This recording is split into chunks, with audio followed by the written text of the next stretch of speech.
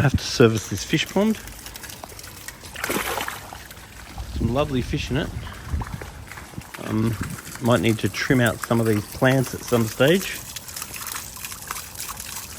Now they do have some fish pox. So whenever you see those big bursted cysts on the goldfish, it's really important that those fish don't get exposed to other fish, because it does affect their immune systems. You're a beautiful fellow, aren't you? There's some really nice fish in here.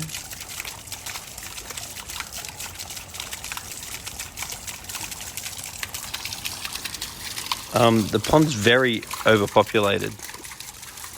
There is a lot of fish in here.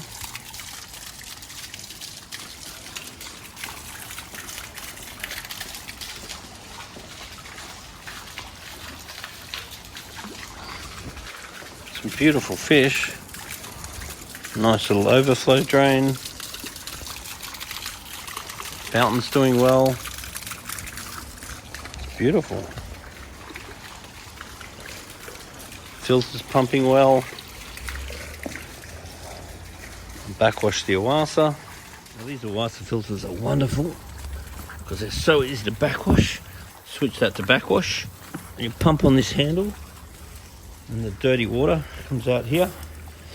See, that's coming out black. So I want to pump it until it's no longer black. So I'm pumping on this. More often it's pumped, the better. The other thing is that inside this unit is a UV sterilizer. So we're probably going to need to check how old the UV sterilizer is, because the water's not super clear. It is clear, but it could definitely be clearer. So it might be time to replace the UV tube that's inside this unit. A very unpleasant job of disposing of some of these goldfish with the big open cysts, because they're contagious and they cannot be treated. So in the best interest of the rest of the fish, particularly because this pond is overpopulated, I have had to remove some of the affected individuals. As I'm taking water out of the pond to backwash the pond, I'm systematically putting some water ager in, because it's really important that I don't put more than 5 centimeters worth of water into this pond without adding water ager. Otherwise I risk chlorine poisoning the fish. Now these plants are absolutely beautiful, but it'd be great to see them thinned out a bit. There's really some very nice fish in here. Some of these koi are really beautiful, but it is very well populated. The water, there's basically no ammonia, basically no nitrite. There is a little bit of nitrate. pH is alkaline, slightly alkaline, that's good. KH is about 3, which is okay. And the GH did seem a little bit low, but I'm not terribly worried about it. So all in all, the water quality is actually quite good as far as what we can test.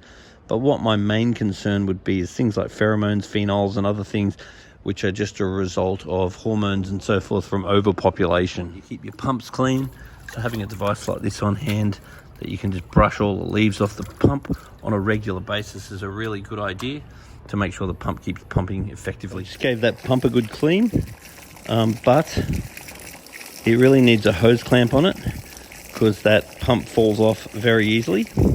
It's actually pumping really well, giving heaps of oxygen. I'm very happy with it. And it's nice and clean, it's pumping well, but it does need a hose clamp on it because I've got it back on, but it pops off quite easily. I'm backwashing the filter, and you've got to backwash the filter until the water starts running clear. So it's starting to run clear now. And the more regularly that's done, the more effective the filter is. If you are going to buy a filter, these Awasas are so good. They are absolutely my favorite filter as far as low maintenance pond filters are concerned. They're so easy to clean. They support a ridiculously large amount of fish, and I really love them. The pond's got an auto top off. It's important you turn the auto top off when you're doing a service, and then you want to just remember to turn it back on again when you're finished your service, to refill the pond again.